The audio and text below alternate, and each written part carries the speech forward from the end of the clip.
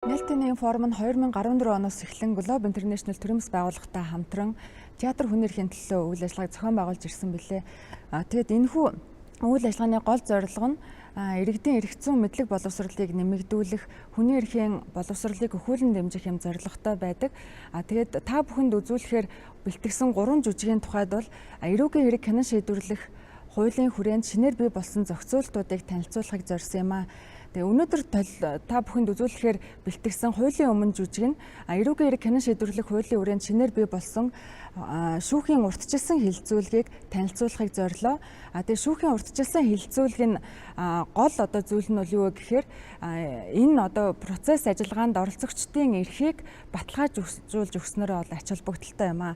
Тухайлах юм бол хэргийн бодит үннийг тогтоох явцдаа яллагдагчийн хуулиар хамгаалагдсан эрхүүд болох халдашгүй байх, өөрийгөө өмгөөлүүлэх, хууль зүйн туслалцаа авах, мөн тодорхой мэдээллүүдээр хангагдах эрх нь хэр хангагдсан бэ гэдгийг бол энэ үе шатанд бол хэлэлцэх боломжтой.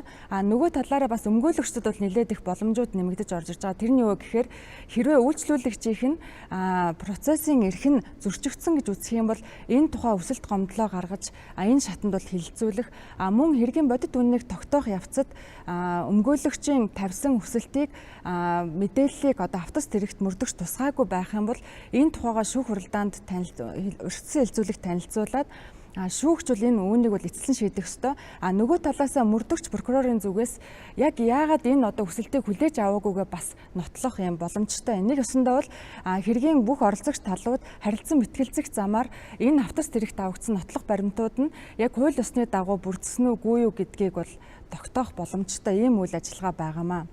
Тэгээд нөгөө талаасаа шүүхийн урьдчилсан хилцүүлэг гэдэг энэ механизм нэмэгдэж орж ирснээрээ бас өөр ямар ач холбогдолтой юм бэхээр хэргийг тодорхой шалтгаангүйгээр маш удаан хэрэг сунжирхаас урьдчилан сэргийлнэ.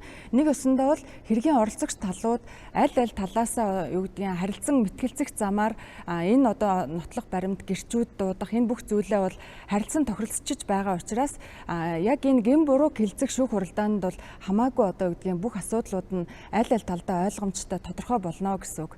Тэгээд бас нэг зүйл нь бол яхаа вөхөр энэ хүмүүсийн иргэдийн холбогдох хүмүүсийн бас шүүхийн урьдчилсан хилцүүлгийн талаар андуу ташаа ойлголт байгаа нь юу гэхээр энэ шүүхийн урьдчилсан хилцүүлэг бол гэм бурууг хилцэх шүүх хуралдаан ойлгоод байгаа. Энэ бол юу гэхээр гэм бурууг хилцэх биш харин энэ хэргийн бодит үннийг тогтоох үйл явц маань хууль ёсны дагуу явагдсан уугүй юу гэдгийг л гол нь тодорхойлох ийм шүүх хуралдаан гэдэг бол хүмүүс ойлгох хэрэгтэй. Тэгээд шүүхийн урьдчилсан хилцүүлэг маань бол заавал хийгдэх ёстой үйл ажиллагаа биш. Хэрвээ шүүгч эсвэл хэргийн оролцогч талууд шүүхийн урьдчилсан хилцүүлэг явуулах шаардлагатай гэсэн хүсэлт гаргасан тохиолдолд бол хийгддгээр онцлогтой. Та бүхэн зохиолч Шиг сайхан Энх Болбаатар нарын хуулийн өмнө жүжигээ хүлээж авч үзнэ үү?